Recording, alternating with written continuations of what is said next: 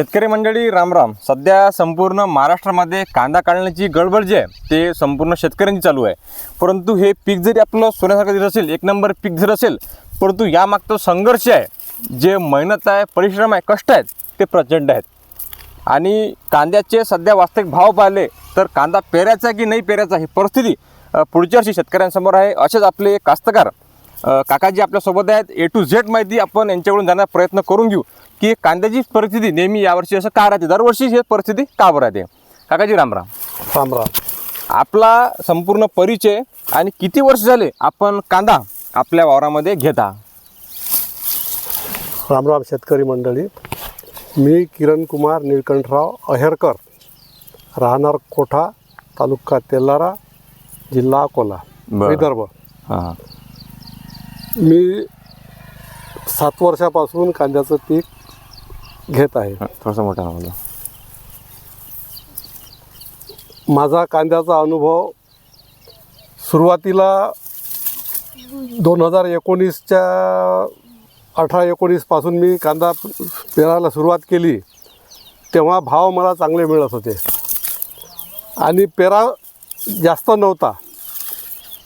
आणि व्यापारीसुद्धा कलकत्ता, चेन्नई, हैदराबाद इथून येणारे होते. त्याच्यामुळे मला त्यावेळेस 900, 1000, 1100पर्यंत भाव मिळत होते. आज असं झालं, आज सर्वच लोक कांदा पेरत आहेत. आणि जिकडे कांदा जात होता कलकत्ता साईडला, पश्चिम बंगालला, तिकडेसुद्धा आता उत्पादन होत आहे. राजस्थानमध्ये कांदा जात होता, तिकडेसुद्धा उत्पादन होत आहे. त्याच्यामुळे कांद्याला जे भाव 10 वर्षापूर्वी जे भाव होते आज त्याच्यापेक्षा कमी आहेत. वास्तविक आज डबल भाव मिळायला पाहिजे होते. डबल तर जाऊ द्या, पण जे आहेत तेही मिळाले नाहीत. त्याच्यामुळे शेतकरी अडचणीत आलेला आहे. कारण वास्तविक परिस्थिती अशी आहे की 10 वर्षा अगोदर जेवढी खर्च होता, फवारणी, लेबर, खत, ट्रॅक्टर, मजुरी, डिझेल हे सगळं कमी होतं. हो. परंतु सध्याही ते भाव दुप्पट वाढले, परंतु कांद्याचे भाव मात्र दिवस आलेले आहेत. तर तुमच्या अनुभवातून कांदा उत्पादक शेतकरी सध्या कशा पद्धतीने अडचणीमध्ये आहे आणि सध्याची ह्यावर्षी जी परिस्थिती काय आहे, कांद्याची भाव काय? कांद्याचे भाव 700-800पर्यंत आहेत प्रति क्विंटल. आणि उत्पादन खर्च कमीत कमी एकरी किंवा किलोला 4 रुपये किलो उत्पादन खर्च येत आहे.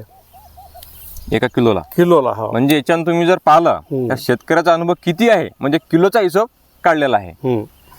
साधारणतः आपण 40,000 रुपये खर्च पकडू शकतो काय एकरी? 40,000च्या वर 50,000पर्यंत. 50,000 रुपये खर्च एकरी आहे. आणि सध्या जर भाव पाहिले तर एकरी उत्पादन किती रुपयात होऊ शकते? एकरी उत्पादन 1 लाख रुपयापर्यंत येईल. त्यामध्ये खर्च आला का? मग सर्व खर्च आला. 50,000 रुपये खर्च येते.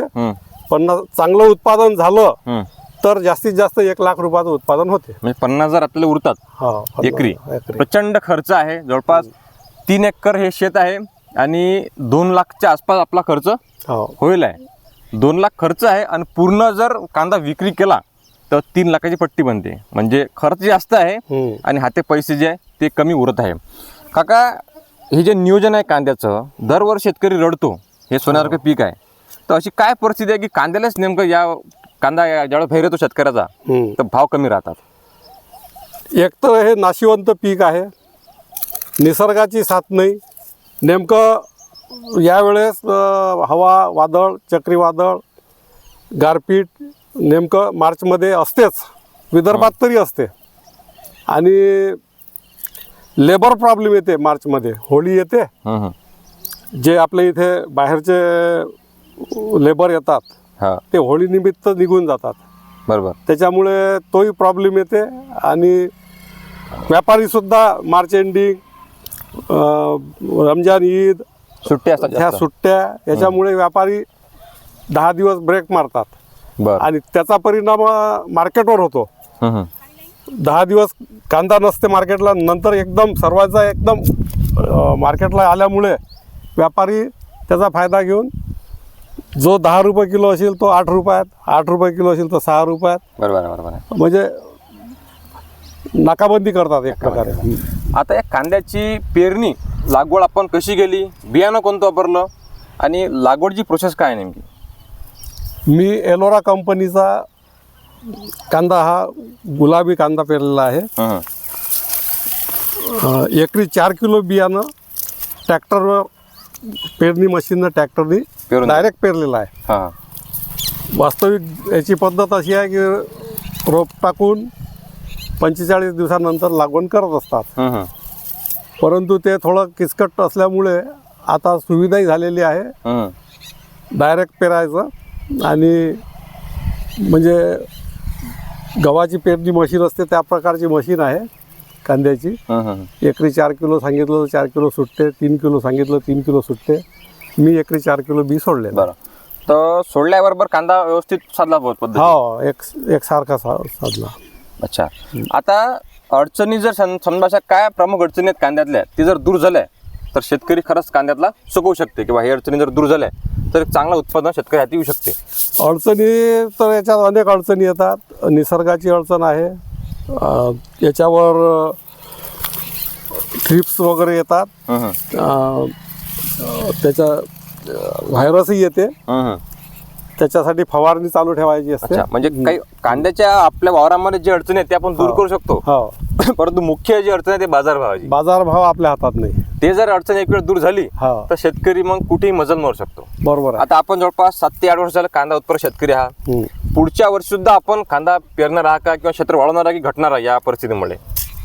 आता हे संघर्ष आहे शेतकऱ्याचा हा, आणि पर्यायी फार कमी आहेत किंवा आता गहू किती पेरणार, हरभरा किती पेरणार. हं, परंतु आता मी जवळपास 7 वर्षापासून पेरत आहे. हा. माझा मागच्या वर्षी 7 एकर कांदा होता. 7 एकर. बरोबर. परंतु भाव नाही मिळाले, एकदम काय बंदही नाही करता येत, म्हणून मी यावर्षी फक्त 3 एकर पेरला. पुढच्या आणखी कमी पुढच्या होणार. वर्षी अजून मी 1 एकर कमी करेल, 2 एकर पेरणार आहे. म्हणजे कांदा लागवड करणारे प्रेमी म्हणजे कांद्याला प्रेम करणारे शेतकरी आहेत आणि नाईलाजानं कांद्याचं पीक आता कमी कमी होत चाललेलं आहे. कारण दरवर्षीचाच हा रोना आहे की सोन्यासारखं पीक आपल्याला दिसत आहे. सध्या 1 नंबर क्वालिटी आहे कांद्याची आहे, म्हणजे कुठंच तोडणी आहे. कष्ट मेहनत प्रचंड आहे. जवळपास 15 वेळ पाणी दिलं स्प्रिंकरनी, खत व्यवस्थापन, फवारणी व्यवस्थापन, निंदण सर्व केलेलं आहे. परंतु शेवटच्या टप्प्यामध्ये जे शेतकरी हाती येतात भाव, ते भाव मात्र कमी आहेत. आणि म्हणून शेतकरी दुसऱ्या पिकाकडे आता वळतो आणि कांद्याचं पीक हे हळूहळू आता कमी होत चाललेलं आहे. तुमचा अनुभव काय आहे कांद्याबद्दल, इतर शेतकरी बांधव तसं तुम्ही कमेंट करा. आणि तुम्हाला सध्या कांद्याचे भाव काय मिळत आहे ते पण सांगा. आता आपले जे शेतकरी असतात बाकीचे, त्यांना तुमचा काय सल्ला राहील कांद्याबद्दल, की त्यांनी कसं कार्य करावं किंवा काय नियोजन करावं नंतर?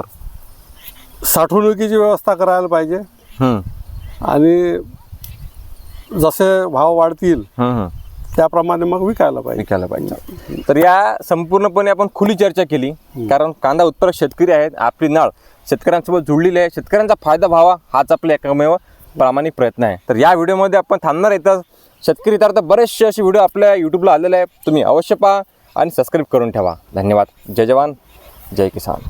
राम.